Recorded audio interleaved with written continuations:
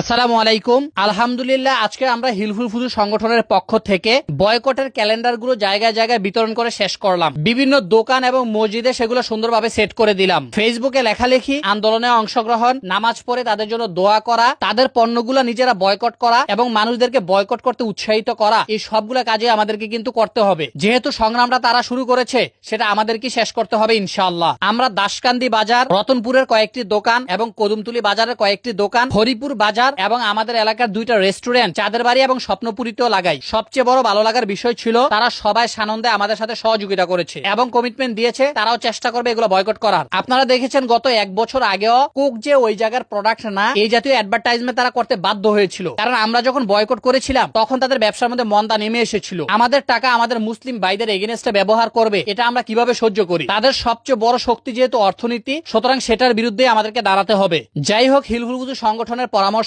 কমিটির সিদ্ধান্ত অনুযায়ী আমরা এই ব্যানারগুলো বানাই। আর এই ব্যানার কাজটা সম্পূর্ণ করে হিলফুল ফুজু সংগঠনের সাংগঠনিক সম্পাদক মোহাম্মদ পারভেজ সরকার। অনেকে প্রশ্ন করে তাদের প্রোডাক্ট ছাড়া নাকি চলাই যাবে না। এই জন্য আমরা ব্যানারটা এমন ভাবে বানিয়েছি, কোনগুলো তাদের প্রোডাক্ট এবং আমাদের দেশীয় প্রোডাক্ট আর কি কি আছে সেই জিনিসগুলো আমরা এখানে ফুটিয়ে তুলেছি, যাতে করে সাধারণ জনগণ খুব সহজে সেগুলোকে চিনতে পারে। ভালো লাগার আরেকটি বিষয় ছিল, আমাদের বিটিগান্ধী গ্রামের সালসাবির সংগঠনও এই কাজটি করেছে। তারাও তাদের ব্যানারগুলো বিভিন্ন জায়গায় বিতরণ করেছে। আমাদের আশা থাকবে আপনারা উদ্যোগ নেন, নিজেরা বয়কট করুন, পাশাপাশি অন্যকে বয়কট করতে উৎসাহিত করুন। ধন্যবাদ সবাইকে।